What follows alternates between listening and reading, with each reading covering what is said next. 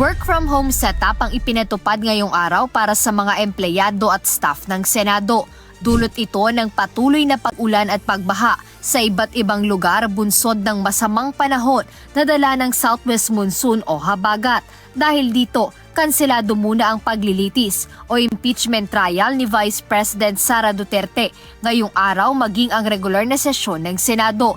Ngunit kung magtutuloy-tuloy ang mga pag-ulan at pagbaha, posibleng hindi lang ang sesyon at impeachment trial ang maapektuhan, kundi pati na ang schedule ng mga pagdinig sa mga susunod na araw. At kung sakaling magkaroon ng sunod-sunod na suspensyon ng trabaho dahil sa masamang panahon, tinitingnan ngayon ni Senate President Sherwin Gatchalian ang pag-schedule ng budget deliberations tuwing Sabado. Well, worst comes to worst, Saturday we can make that as an option for hearings,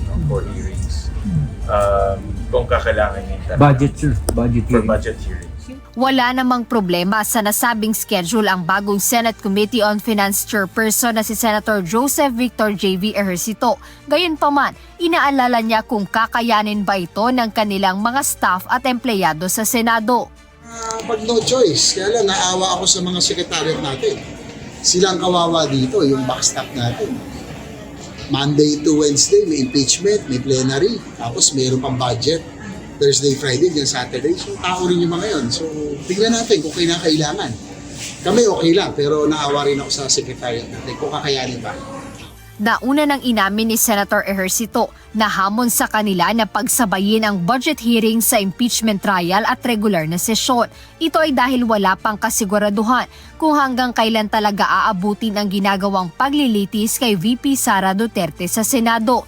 Gayunpaman, base sa unang pasya ng chairperson ng komite, araw ng Huwebes at Biyernes ang kanilang ilalaan para sa pagtalakay ng 2027 proposed national budget.